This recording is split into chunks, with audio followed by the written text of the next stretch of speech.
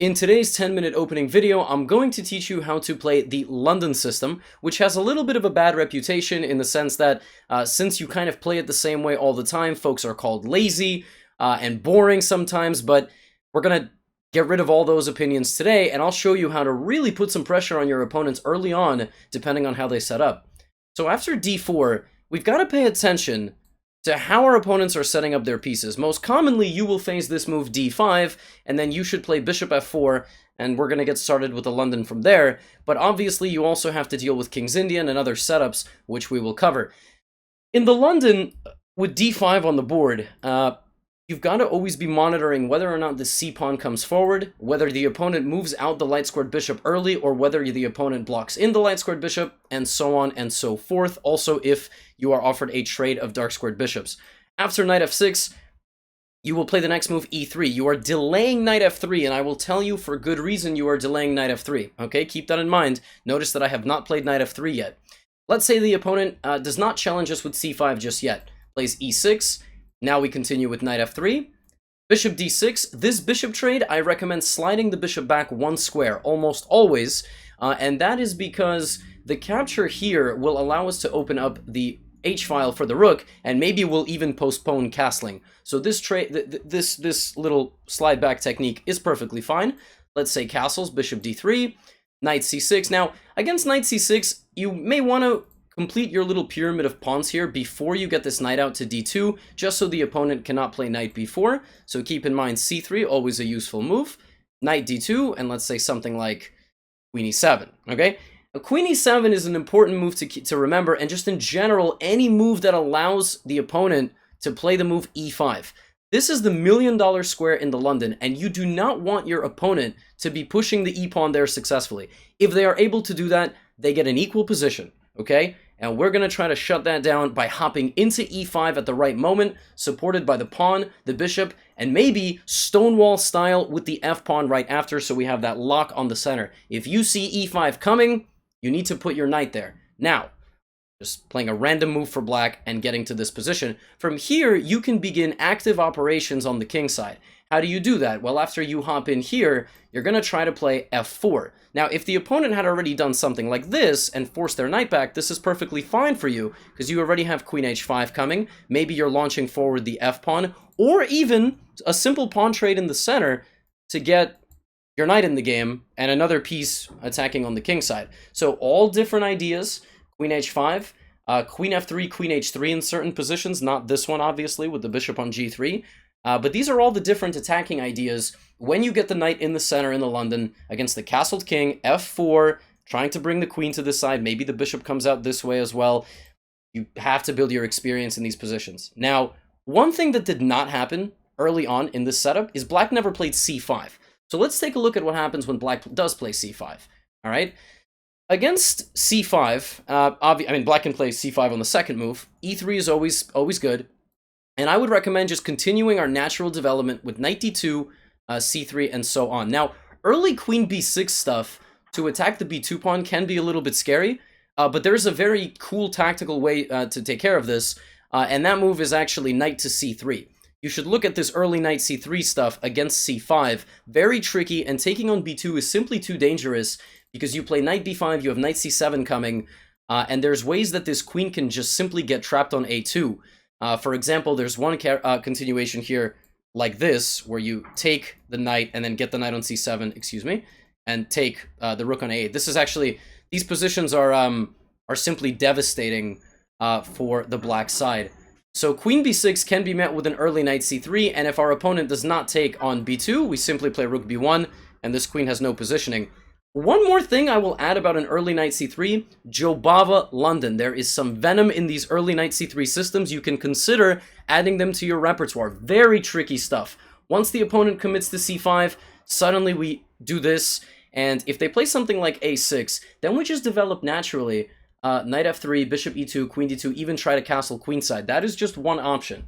But you don't need to play like this. You can just play knight to f3 and develop naturally and continue to go for that setup with knight d2, c3, and so on. It is considered the more modern approach right now in the London to not play a very early c3. So right here, play knight d2 before you play c3. That way, when the queen comes out, you can always play rook b1, and there's even some d takes c5 venom systems. Okay, so don't be worried about an early c5, don't take, just continue to develop and reinforce your center. Against the early light squared bishop movement systems, what I like to do is actually switch it up into a queen's gambit. I like to play c4, and that allows me to bring my queen out and put some pressure on the newly weakened b7 pawn. So bishop comes out here, c4 and knight c3 with queen b3 coming, and some queenside pressure since the bishop abandoned the b7 pawn. So depending on how your opponent is setting up in the beginning, there's going to be pluses and minuses with all the different stuff. Now, you know, if they don't play d5 early on, but they play something like knight f6, you should continue to play bishop f4. And now we're going to look at King's Indian. So against g6 systems, I always recommend knight c3. This is really going to throw people off, because if they continue with King's Indian, suddenly they're in a Peert's defense. You've played e4, and you're going to play a quick queen d2, bishop h6, long castles. This is not what a King's Indian player wants to get from the opening, to get move ordered into this very aggressive system, not to mention one where, you know, you're going to be playing things like f3, g4, h4, h5 to get to their king. And if the opponent plays d5, there's one very exciting system here. So d5, preventing e4, you play e3. If they play bishop g7, you play the amazing move h4. I highly recommend you go look at this position in the database. A lot of super strong GMs play this. Levon Aronian, to name one. I think Maxime Vachier-Lagrave has played this. Wouldn't be surprised if Magnus Carlsen has given this a shot. And this is the idea. If castles, you just play h5. And then you sacrifice your rook and get a devastating attack along the h-file on the opponent. This position at a deep enough engine depth is just is lost for black. Black cannot survive this position. So most players with the black pieces will play h5 to prevent you from playing h5.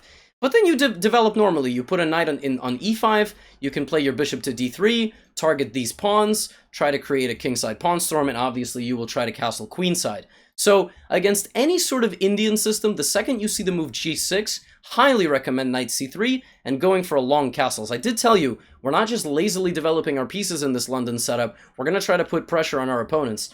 And I should say, you can do it even here. Like, let's say I play g6, all right, knight c3. Knight c3, g6, knight c3, and try to play h4, h5. So investigate this system. I think it will be very useful for you. The only other thing that I can really think about is very early c5 stuff. Now, for example, d4, knight f6, bishop f4, c5. In general, the best thing to do here is just to play the d5 central push. Because, you know, if you play e3, there's some positions where black does not need to play d5, and that can be a little bit annoying. So d4, I recommend this.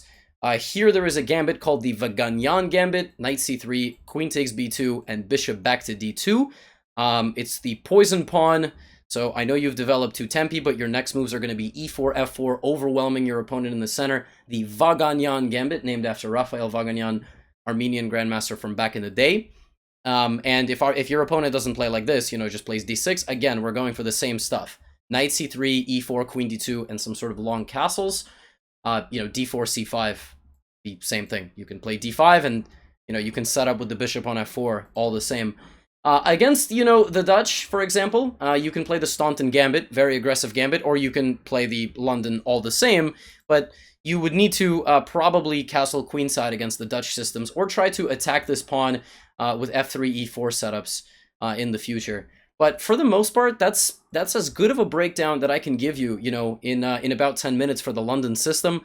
You will get some garbage sometimes like this, you know, knight c6 and then e3, f6, trying to take, you know, the center with e5. No early f6 system is good against the London, but, you know, obviously London players, you should be familiar with how to take advantage of nonsense play like this. I would just play aggressively, like h4, g4, and then maybe knight d2, and then develop normally. Against systems where your opponent does not develop a lot of pieces, try to open the center as quickly as possible, so something with e4, maybe c4, quick development, and don't just lazily develop your pieces to the squares that you think they belong. If you're a beginner and you've gotten to this, you know, point in the video, you can obviously play the London in a bit more calm fashion, not trying to punish the opponent, but if you're a 15, 16, 1700 rated player, the London is still great. And if you don't play it in a lazy way, you really try to punish opponents and challenge them depending on which way they set up with this knight c3 stuff, this h4, h5 stuff, or this aggressive, you know, knight e5 and attacking system, the London will actually be a lot of fun and it won't be boring at all. So, that's basically how you play the London in about 10 minutes. Let me know your thoughts or questions about the London system in the comments below. And today's chat question is, let me know where you're watching from in the world. What city are you currently in? And, well, I look forward to your answers, and I'll see you in the next video.